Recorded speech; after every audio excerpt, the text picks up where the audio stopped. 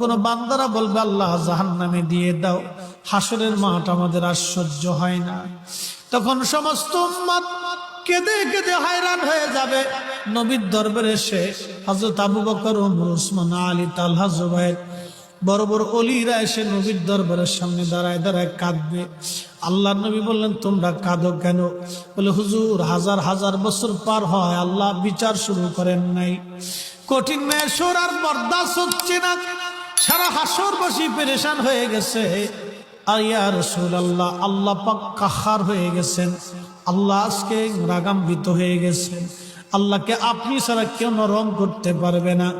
উম্মতের কান্না দেখে, আবু বকর ওমরের চোখের পানি দেখে নবী দৌড়ায় যাবেন হাসরের ময়দানে। আল্লাহর আরশে মুআল্লার সামনে যে সিজদায় পড়ে একটা চিৎকার দিবেন, ইয়া রব হাবলি উম্মতি, ইয়া রব হাবলি উম্মতি।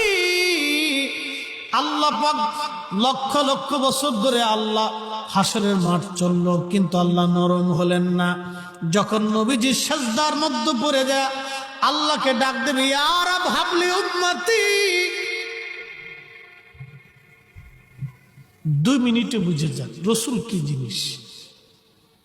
হাজার হাজার বছর মেহশর পার হলো, আদম কাঁদে, মুসা কাঁদে, ঈসা কাঁদে, ইব্রাহিম কাঁদে, ইসমাইল কাঁদে, ইসাক কাঁদে, ইয়াকুব কাঁদে, ইউসুফ কাঁদে, সুলাইমান কাঁদে, দাউদ কাঁদে, ইউসা কাঁদে, ইয়াহইয়া কাঁদে, জাকারিয়া কাঁদে, আলাইহিমুস সালাম। নবী আলাইহিমুস সালামরা কাঁদতেছে, কারো চোখের পানি আল্লাহর কাছে দয়া লাগলো না। কিন্তু রাসূল করিম সিজদা পড়ে যাওয়ার সাথে ইয়া রব হাবলি উম্মতি, আল্লাহ সাথে সাথে দেরি করতে পারলেন না, ডাক দিয়ে বলবেন, হাবিব মাথা উঠান, মেহশর আপনার কাদার জন্য তৈরি করি নাই। হে নবী, কোরআনে আমি ওয়াদা করেছিলাম, আসা আইয়া বাসাকা রাব্বুকা মাকামাম মাহমুদা, আপনাকে আমি আল্লাহ মাকামে মাহমুদ দিব, আরশে আল্লাহর ডান পাশে আপনার জন্য আসন পেতে দিব। ও নবী, সিজদার জন্য আপনাকে তৈরি করি নাই, উঠেন, আপনি কি চান? নবী মাথা উঠায় না, ইয়া রব হাবলি উম্মতি, আল্লাহ আমার উম্মতের গুনাহ হয়ে গেছে। আল্লাহ ডাক দিব, হাবিব উঠেন, উঠেন, যান, আমি আল্লাহ অনুমতি দিয়ে দিলাম, যাকে খুশি তাকে নিয়ে জান্নাতে চলে যান।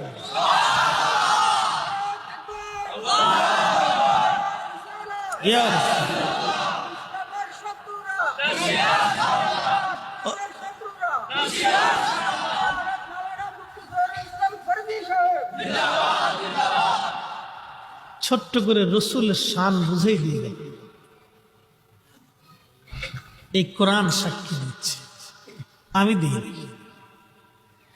আকাশ ভেঙ্গে পৃথিবীতে পড়বে, পৃথিবী পুড়ে সাফ হয়ে যাবে, সমুদ্র শুকিয়ে যাবে, কিন্তু লা তাবদীলা কালিমাতিল্লাহ, আল্লাহর বাক্যের পরিবর্তন আর হবে না। এটাই সত্য।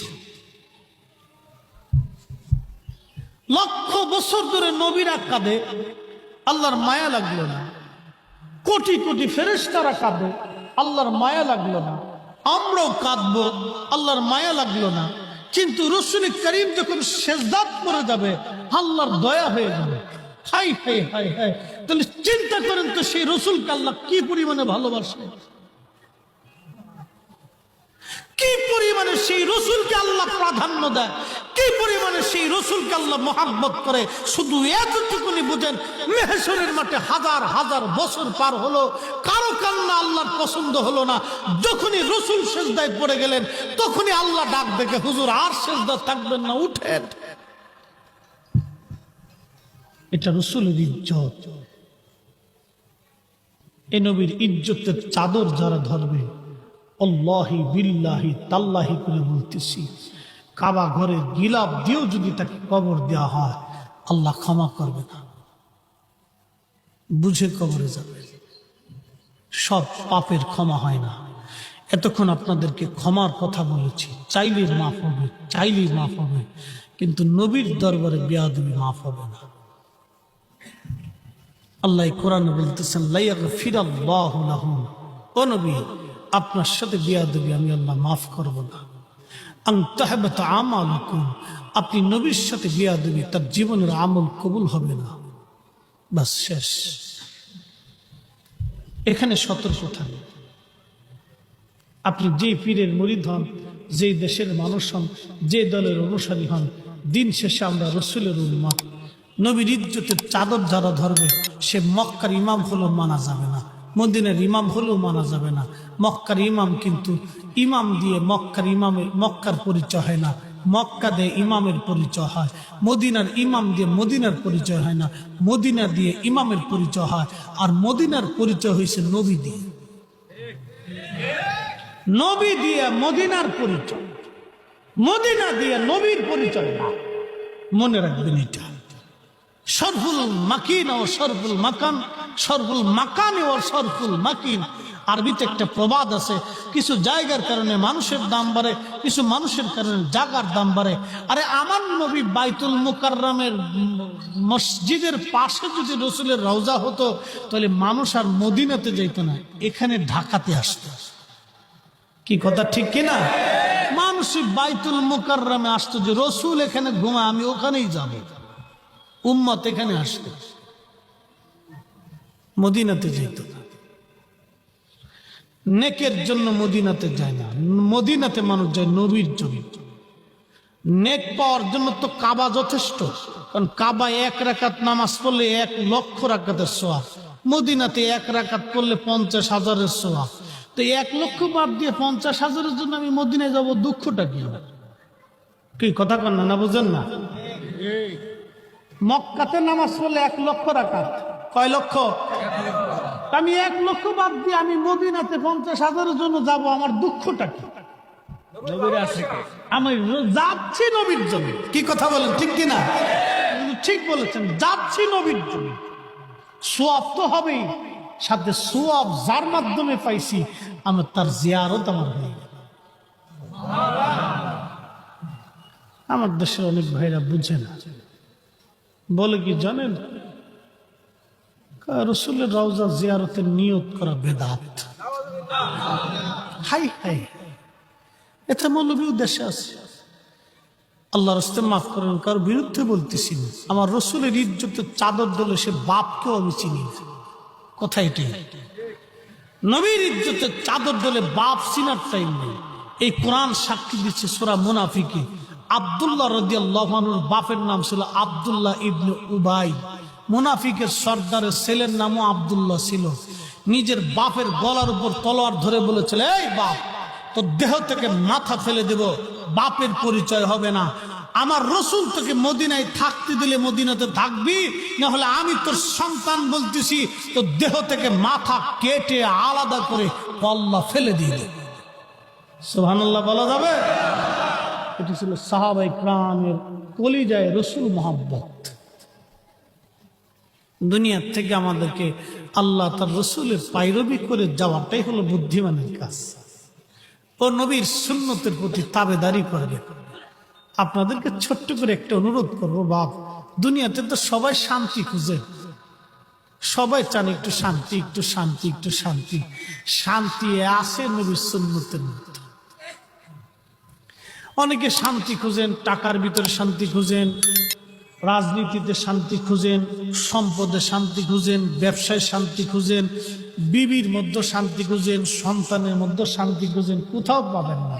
শান্তি এক জায়গায়, আল্লাহর জিকিরে, নবীর সুন্নতে। নবীর আদর্শ যদি বুকে নিতে পারেন, তাহলে এখানে শান্তি। এর উপরে শান্তি পৃথিবীতে নাই। তা আপনাকে এই শান্তির জায়গাটা বাতলাই দিয়ে গেলাম। প্রিয় মোহতারাম উপস্থিতি, মা কবর থেকে প্রতীক্ষা আছে একটা দোয়ার আশায়, বাবাও চেয়ে রয়েছে। তা আপনারা অনেক সুন্দর করে বাগান সাজিয়েছেন, জোহরের নামাজের পরে সবাই চলে আসছেন, আলহামদুলিল্লাহ। এটা আপনাদের বাবা মার প্রতি যে একটা কৃতজ্ঞতা আছে, আপনাদের উপস্থিতিতে বোঝা যায়। আল্লাহ প্রত্যেকের কবুল করুন, বলেন আমিন। আসেন নবীজিকে দাঁড়ায় সালাম জানাই, ইয়া নবী সালাম। যেটা আপনি দেখতে পারেন না, কিন্তু আপনার শরীরে আছে। প্যারালাইসিস রোগীর কাছে যা জিজ্ঞেস করেন, বাপ তুমি কেমন আছো, ও জবাব দিবে ভালো না। তার অর্থ হচ্ছে তার একটা পাশ পড়ে গেছে, ওখানে তার কোনো শক্তি নেই, বোধ নাই। যিনি শক্তি দেন তিনি আল্লাহ, যিনি নিয়ে যান তিনিও আল্লাহ। মোহতারাম উপস্থিতি, যে রব্বে করিম এত বছর ধরে আপনাকে শক্তি দিলেন, কোনদিন আল্লাহ বিল চান না। একটা মাত্র জিহ্বা আল্লাহ আপনাকে প্রদান করেছেন, হরেক রকমের খাদ্য আপনি খান। লেবু দিলে বলে দেয় লেবু, কমলা দিলে বলে দেয় কমলা, ভাত দিলে বলে দেয় ভাত। হরেক রকমের খাবার একটা জিহ্বা দিয়ে আল্লাহ আপনাকে আস্বাদন করিয়েছেন। পৃথিবীর সমস্ত জ্ঞান আর বিজ্ঞান যদি একত্রিত আল্লাহর দেওয়া একটা জিহ্বার মতো জিহ্বা তৈরি করে দিবে, সৃষ্টির কোনো বিজ্ঞান আর জ্ঞানের পক্ষে সম্ভব হবে না। এত বছর ধরে আল্লাহ আপনাকে একটা জিহ্বা দিয়ে এত খাবারের স্বাদ আস্বাদন করালেন, আল্লাহ বলেন এই বিল প্রদান করে দাও। আমাদেরকে আল্লাহর কৃতজ্ঞ হতে হবে। আল্লাহ রাব্বুল আলামিন আপনাকে একটা মেধা প্রদান করেছে, যেটা গরু, ছাগল, পক্ষীকুল, অন্য কোন প্রাণীকে আল্লাহ দেন। 60 বছর দিয়ে আপনি এই মেধা দিয়ে পৃথিবীতে চলতেছেন, বিবি চালাচ্ছেন, সন্তান চালাচ্ছেন, সংসার চালাচ্ছেন, সমাজ চালাচ্ছেন, দুনিয়াতে চলতেছেন। আর যদি আল্লাহ আপনার মস্তিষ্ক বিকৃত করে দিতেন, তাহলে দেখতেন আপনি ওই প্রচন্ড শীতের ভিতরে শহরের কোনো অলির আর গলিতে, রাস্তার ধারে আর জঙ্গলে আপনি যে কোনো জায়গায় রাত্রিবেলা শুয়ে দিয়েছেন। সেদিন ঢাকাতে আমার বসুন্ধরার পাশে ড্রেনের ভিতরে দেখি এক পাগল ড্রেনের পানি দিয়ে খাচ্ছে, হাত মুখ ধুচ্ছে, মুখে মাখতেছে। আমি আফসোস করে বললাম, হে রব, তুমি পাগলটাকে মস্তিষ্ক বিকৃত করে দিচ্ছ। ও কোথায় ড্রেনের পানি আর কোথায় ভালো পানি পার্থক্য করার মতো জ্ঞান নাই। ওই পানি খাচ্ছে, এই পানি মুখে মাখতেছে। হায় আফসোস উম্মতের জন্য। এই উম্মতকে আল্লাহ পাক জ্ঞান দিলেন, এই উম্মতকে আল্লাহ পাক স্মৃতিশক্তি দিলেন, এই উম্মতকে আল্লাহ বিবেক প্রদান করলেন। একটা দিনের জন্য আল্লাহ বিল চাইছে। আল্লাহ একটা জিনিস চাইছে, বেশি চাইনি, একটা জিনিস চাইছে। বলে হুজুর কি চেয়েছে? আল্লাহ চেয়েছে আপনার কাছে কৃতজ্ঞতা। লাইন শাকারতুম লাযীদান্নাকুম, এই কোরআন বলতেছে। আল্লাহ তার পবিত্র কালামে বলতেছেন, লাইন শাকারতুম লাযীদান্নাকুম।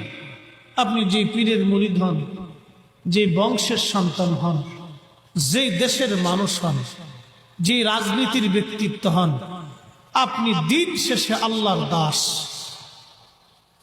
কথা ঠিক কিনা? দিন শেষে কার দাস? দিন শেষে আমরা আল্লাহর বান্দা, এটাই সত্য। আপনি যেই পীরের মুরিদ হন, যেই বংশের সন্তান হন, যেই এলাকার মানুষ হন, দিন শেষে আমরা আল্লাহর দাস, নবীর উম্মত।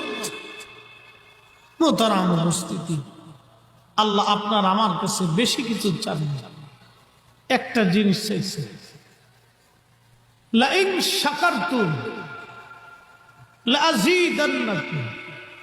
আমার শুকর করবে, আমার প্রতি তুমি কৃতজ্ঞ হবে। কৃতজ্ঞ, এই কৃতজ্ঞ শব্দটার অর্থ অনেক বিরাট।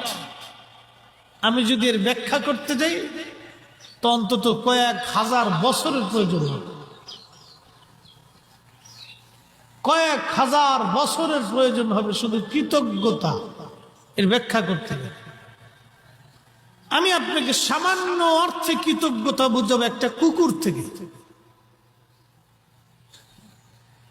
একটা কুকুর থেকে আপনাকে কৃতজ্ঞতা বুঝাবো। আমরা কৃতজ্ঞ বান্দা হতে পারছি কিনা আমার বয়ানের পরে আপনি বাড়ি যে হিসাব কষে নেবেন। কৃতজ্ঞতা। আচ্ছা, আপনাকে একটা প্রশ্ন করি, আপনি একজন পিতা, 40টা বছর, এই পিতাটা কত বছর বয়স হবে দাদু? 60 বছর। উনি 30 বছর ওনার সন্তানের পিছনে সময় দিচ্ছেন, মিনিমাম 30টা বছর ওনার জীবনে চলে গেছে। ওনার মতো মুরব্বী যারা আছেন তাদের জীবনের 30টা বছর সন্তানের পিছনে পরিশ্রম করতে করতে করতে করতে আজকে বৃদ্ধ হয়েছে, রক্ত পানি হয়েছে। জীবনে 30 বছর অনেক সূর্যের আলো, গ্রীষ্মের তাপ, শীতের ঠান্ডা আর পরিশ্রম আর কষ্ট ওনাকে বরণ করতে হয়েছে, একটা উদ্দেশ্য, আমার সন্তানের ভবিষ্যৎ। আচ্ছা, আপনাদেরকে বলি, এই সন্তান এখন দুনিয়া পাওয়ার পরে, এই সন্তান এখন দুনিয়ার চাকচিক্য দেখে, এই সন্তান এখন দুনিয়ার মোহে পড়ে যদি বৃদ্ধ বাবাকে ধাক্কা দেয়, শুধু এতটুকু বুঝে দেয় কৃতজ্ঞতা। আল্লাহ আপনার আমার কাছে বেশি কিছু চাই নাই, কৃতজ্ঞতা চাইছে। বান্দা তুমি কৃতজ্ঞ হবে। আমরা শুধু মনে করি খালি আলহামদুলিল্লাহ বললেই মানে শুকর আদায় হয় না। কৃতজ্ঞতা আপনাকে হাতে কলমে আদায় করে দিতে হবে, এটার নাম কৃতজ্ঞতা। আমি বলতেছি, প্রিয় মুহতারাম উপস্থিতি, আল্লাহর পৃথিবী যা কিছু দেখেন না কেন, আমার আল্লাহ সবকিছু মানব জাতির জন্য আল্লাহ সাজাইলেন। আকাশের সূর্যটা আমার আল্লাহ আলোর ব্যবস্থা করে দিলেন। এখনো সূর্যের আলো আমাদের মাথার উপরে আছে। এই সূর্যের আলোটা পৃথিবীতে আসে, 13 লক্ষ পৃথিবী এক জায়গা করলে যত বড় হবে, একটা সূর্য হলো তত বড়। 13 লক্ষ পৃথিবী এক জায়গা করলে যত বড় হবে, একটা সূর্য হলো বাবা তত বড়। আসে যারা মুরব্বিন একরাম আছেন, আমরা মোহতারাম অতিথিবৃন্দ যারা আছেন, তারা আমাদের স্টেজে এসে বসে পড়বেন ইনশাআল্লাহ। আর যারা মুরব্বী আছেন তারা নির্দিষ্ট জায়গাতে বসে পড়ে।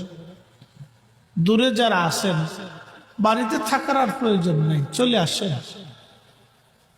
জীবনের বহু ব্যস্ততা, যাদের স্মরণে আজকে বসে গেছেন তাদের আর কোনো ব্যস্ততা নাই, বা এরা কবরে ব্যস্তহীন হয়ে বসছে। আজ দম ফুরানোর পরে সমস্ত ব্যস্ততাই শেষ হয়ে যাবে, কিচ্ছু কোনো ব্যস্ততা থাকবে না। বন্ধু, আপনি যেই রিজিকের পিছনে দৌড়ান, এই রিজিক আপনার হাতে না, ওটা আল্লাহর হাতে। আপনি যে সন্তানের পিছনে দৌড়াচ্ছেন, এই সন্তান আপনার জন্য না। এই সন্তানের রিজিক আপনি বরাদ্দ করেন না, ওটা আল্লাহর আসমান থেকে বরাদ্দ হয়। আপনি পৃথিবীতে বেঁচে থাকলে সন্তান ভালো খাবে, আর মরে গেলে সন্তান খারাপ খাবে, বিষয়টা এরকম না। বহু বাবা মরে যাওয়ার পরে সন্তানকে আল্লাহ কোটি কোটি টাকার মালিক বানায় দেয়। সন্তান আফসোস করে, আহা, আব্বা যদি বেঁচে থাকতো তাহলে বাবার জন্য আজকে 1 লক্ষ টাকাতে একটা খাট বানাই দিতাম। বহু সন্তানের বাবা পৃথিবীতে বেঁচে থাকে, দিন তো ডাল ভাত খেয়ে দিনহীন ভাবে চলে। ও রিজিক আপনার হাতে না, ওটা আল্লাহর আসমানে বরাদ্দ। অতএব এই চিন্তা না করে ভিতরে এসে বসে পড়ে কথাগুলি শুনে যান। আমরা কৃতজ্ঞ বান্দা হতে হবে আমাদেরকে। এই যে আসমানের সূর্যটা, 13 লক্ষ পৃথিবী এক জায়গা করলে যত বড় হবে, একটা সূর্য হলো তত বড়। এই সূর্যের ভিতরে শুধু আগুন আর আগুন, আগুন আর আগুন। এই আগুনটাকে জ্বালিয়ে রাখার জন্য আল্লাহ প্রত্যেক দিন crore crore crore crore trillion trillion ton gas আল্লাহ ব্যবহার করেন। সৃষ্টির সূচনা লগ্ন থেকে সূর্যের সৃষ্টি হলো অদ্যবধি পর্যন্ত আল্লাহ সূর্যটাকে জ্বালায় রাখছেন শুধুই মানব জাতির আলো দেওয়ার জন্য। হয় নাই আরো জোর। কিন্তু আমরা আল্লাহকে সেজদা দিতে ব্যর্থ হয়ে যাই।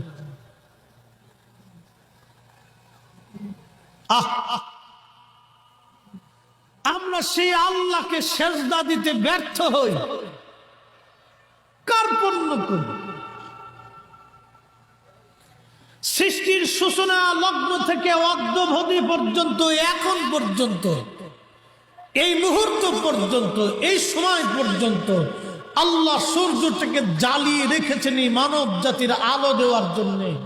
যদি আলো না আসতো গাছ হতো না, আলো না আসলে মাছ হতো না, আলো না আসলে পৃথিবী থাকতো না, আলো না আসলে ফসল হতো না, আলো না আসলে বৃষ্টি পড়তো না, আলো না আসলে শস্য হতো না, আলো না আসলে খাবার হতো না, আলো না আসলে গাছে ফল হতো না, আলো না আসলে পৃথিবীর কিছুই বাঁচত না, সব অন্ধকারে নিমজ্জিত হতো। যে রব্বুল কারীম কোটি কোটি কোটি কোটি বছর ধরে আপনাকে আলো দেওয়ার জন্য সূর্যটাকে জ্বালিয়ে রেখে দিয়েছেন, আপনার আলোর ব্যবস্থা করতেছেন, আপনি সেজদা দেন না, কিন্তু সূর্য আল্লাহকে সেজদা দেয়।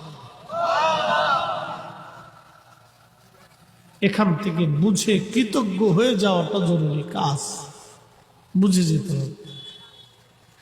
আল্লাহ কোরআন শিবওয়াজ করে, ألم تر أن الله يسجد له من في السماوات ومن في الأرض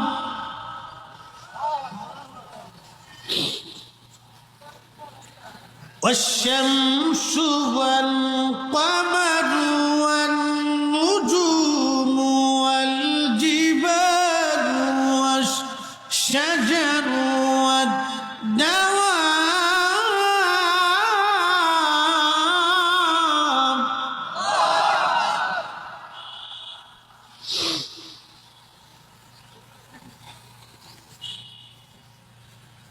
والجبال والشجر والدواب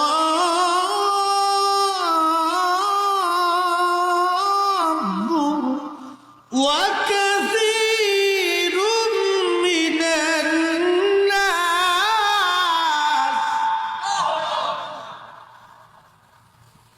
القرآن الله بل ألم ترى أن الله يسجد له من في السماوات ومن في الأرض। ও আমার হাবিব, আপনি কি দেখেন না, আপনি কি লক্ষ্য করেন না, আপনি নবী কি দেখেন না, আসমান জগৎ ও জমিন জগতের মধ্যে যা আছে আমি আল্লাহকে সিজদা দেয়। আর একটু জোরে বলবেন, কাকে সিজদা দেয়? আমরা আল্লাহকে সিজদা দিই। হ্যাঁ, বুঝে যেতে হবে, কৃতজ্ঞ হতে হবে। এই যে মুরব্বীরা সারাটা জীবন পরিশ্রম করতে করতে করতে করতে রক্ত পানি করে ফেলছে। একটা গরিব বৃদ্ধ বাবাকে জিজ্ঞেস করেন, বৃদ্ধ বাবা, আপনি দরিদ্র মানুষ, জমির এক কোণা বিক্রি করে একটু ফল ফুল ভালো মন্দ খেয়ে যান না? বৃদ্ধ বাবা বলে, না রে বাবা, আমার সন্তান কোথায় থাকবে? একটা বৃদ্ধ বাবা নিজের জীবনের শেষ সময় পর্যন্ত সন্তানের চিন্তা করে, কিন্তু এই সন্তান বড় হয়ে যাওয়ার পরে বাবার সাথে বেঈমানি করে। আরে কুত্তাও তো মনিবের সাথে বেঈমানি করে না। একটা বিড়াল, আপনি বিড়ালকে খাওয়াবেন, পুষবেন, এই শীতের ভিতরে আপনি ঘুমানোর পরে দেখবেন আপনার কোলের ভিতরে বিড়াল এসে ঘুমাই দিচ্ছে। ও মনিবকে কতটা বিশ্বাস করে যে আপনার কোলের মধ্যে একটা বিড়াল এসে ঘুমিয়ে গেছে। একটা পাখিকে পালবেন, ওকে খাওয়াবেন, ও উড়ে উড়ে উড়ে উড়ে সারা দুনিয়া ঘুরে আবার আপনার কাছে চলে আসবে। একটা গরু, ওকে আপনি খাওয়াবেন, আদর করবেন, ওকে ছেড়ে দিবেন, ঘুরে ঘুরে ঘুরে ঘুরে আবার আপনার কাছে চলে আসবে। একটা পশু, আল্লাহর দেওয়া একটা সৃষ্টি পশু, যার কোনো আকল জ্ঞান নাই, বিবেক নাই, ইনসাফ নাই, শরীয়ত নাই, কিচ্ছু নাই, সে আপনার সাথে বেঈমানি করে না। কিন্তু আপনি কি এমন বান্দা হলেন রব্বে করিমের সাথে আপনি বেঈমানি করতেছেন? হ্যাঁ, বুঝে যাওয়াটা জরুরি, শিখে যাওয়াটা জরুরি। আল্লাহ ডাক দিয়ে বলেন, আলাম তারা, হুজুর আপনি কি দেখেন না সৃষ্টির মধ্যে যা কিছু আছে সব আমি আল্লাহকে সেজদা দেয়। ওয়াশ-শামসু, সূর্য আমি আল্লাহকে সেজদা দেয়। ওয়াল কমারু, চাঁদ আমি আল্লাহকে সেজদা দেয়। ওয়ান-নুজুম, নক্ষত্রগুলি আমি আল্লাহকে সেজদা দেয়। ওয়াল জিবাল, পাহাড় আমি আল্লাহকে সেজদা দেয়। ওয়াশ-শাজার, গাছ আমি আল্লাহকে সেজদা দেয়। ওয়াদ-দাওয়াব, সৃষ্টির মধ্যে যত প্রাণী আছে সব আমি আল্লাহকে সেজদা দেয়। একটা পাখি সেজদা দেয়, একটা মাছে সেজদা দেয়, একটা বন্য প্রাণীগুলি আমি আল্লাহকে সেজদা দেয়। ওয়া কাসীরুম মিনান নাস, কিছু মানুষ আমি আল্লাহকে সেজদা দেয়, সব মানুষ আমি আল্লাহকে সেজদা দেয় না। আল্লাহ ওয়া কাসীরুদ দাওয়াব বলেন নাই, ওয়া কাসীরুশ শামস বলেন নাই, কাসীরুন নুজুম বলেন নাই। আল্লাহ কাসীরুন নাস বলেছেন, কারণ কিছু মানুষ আল্লাহকে সেজদা দেয়, সবাই দেয় না। সব মানুষ আল্লাহকে সেজদা দেয় না, কিছু দেয় কিছু দেয় না। এই জন্য আল্লাহ বলেন, হুজুর আপনি দেখেন না তো নবী কেমনে দেখেন? আজ থেকে 1200 বছর আগে তাফসীরে তাবারির ভিতরে ইমাম তাবারি রাহিমাহুল্লাহ লেখেন,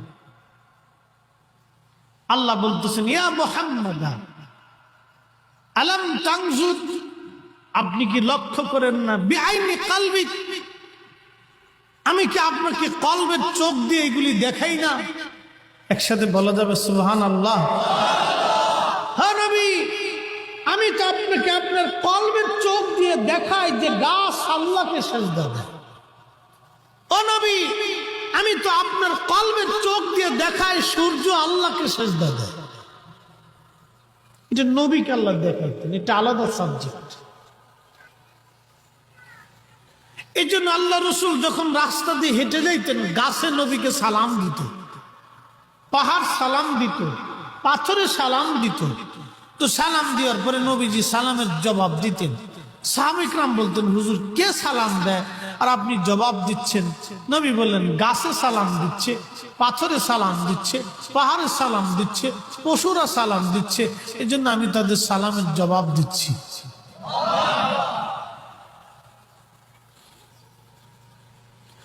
কুল্লু নাফসিন দায়িকাতুল মাউত, কুল্লু নফস, কুল্লু নফস, কুল্লু নফস, আপনার বাড়ির বিড়ালের কেউ মরণের স্বাদ নিতে হবে। কুল্লু নফস, আপনার বাড়ির কুত্তাটাকেও মরণের স্বাদ নিতে হবে। কুল্লু নফস, এই যে গাছের ফল খাচ্ছেন তাকে মরণের স্বাদ নিতে হবে। কুল্লু নফস, পুকুরের মাছকেও মরণের স্বাদ নিতে হবে। কুল্লু নফস, যে গাভীর দুধ খান তাকেও মরণের স্বাদ নিতে হবে। কুল্লু নফস, যেই গরুর হাল চষতেছেন ওই গরুর মরণের স্বাদ নিতে হবে। কুল্লু নফস, আপনি যে বাড়িতে আছেন এ বাড়ির সবাইকে মরণের স্বাদ নিতে হবে, পালানোর কোনো রাস্তা নাই। এই কথাগুলি যদি কেউ বুঝে তাহলে সে আর সুদ খাবে না। এই কথাটা যদি কেউ বুঝে তাহলে সে আর ঘুষ খাবে না। এই কথাটা যদি কেউ বুঝে তাহলে সে কারো জমিন দখল করে নিবে না। এই কথাটা যদি কেউ বুঝে তাহলে ভাই ভাইয়ের হক নষ্ট করবে না। এই কথাটা যদি বুঝে তাহলে ভাই বোনের হক নষ্ট করবে না। এই কথাটা যদি বুঝে তাহলে স্ত্রী স্বামীর হক নষ্ট করবে না। এই কথাটা যদি বুঝে তাহলে সন্তান কোনোদিন পিতার অবাধ্যচারিত হবে না। এই কথাটা যদি বুঝে তাহলে সন্তান সারা জীবন তার পিতার পা ধুয়ে গোসল করে কাপড় ধুয়ে কেসে বাবার খেদমত করবে, এই কথাগুলি যদি বুঝে তো সন্তান মায়ের সারা জীবনের মায়ের দাস হয়ে যাবে, গোলাম হয়ে যাবে। কথা বলেন ঠিক না? ঠিক বুঝে না মানুষ, দুনিয়ার মোহে পড়ে আবার ভুলে যায় মানুষ, বুঝে না। এই জন্য আল্লাহ রসুল বলছেন, উম্মাত তুমি প্রত্যেক দিন কমপক্ষে হলো 20 বার মৃত্যুটাকে স্মরণ করো। কেউ যদি 20 বার মরণটাকে স্মরণ করে তাহলে সে শাহাদাতের মৌত নসিব হয়ে যাবে। 20 বার সে মাথাটা নত হয়ে যাবে। গুনাহ করতে গেলে চিন্তা আসবে, হা মরেই তো দেখো। হ্যাঁ বুঝেছি, এই কারণটা এই কাগজের মধ্যে লেখা। নবীর ওই সময় কাগজ ছিল না, এই জন্য কাগজে লেখেন নাই, উম্মতকে হাতে কলমে শিখিয়েছে। আর আপনারা আজকে কাগজে কলমে লিখে সবাই দাওয়াত করে আনাইছেন, এই কাগজের মধ্যে লেখা রুহের মাগফিরাত। একটা কারণে 2 কবরে 2টা খেজুরের ডাল গাড়ছে, উদ্দেশ্য একটা। নবীজি বলতেছেন উদ্দেশ্য একটা, আমাদেরকে সুন্নত বেদাতটা বোঝাটা জরুরি।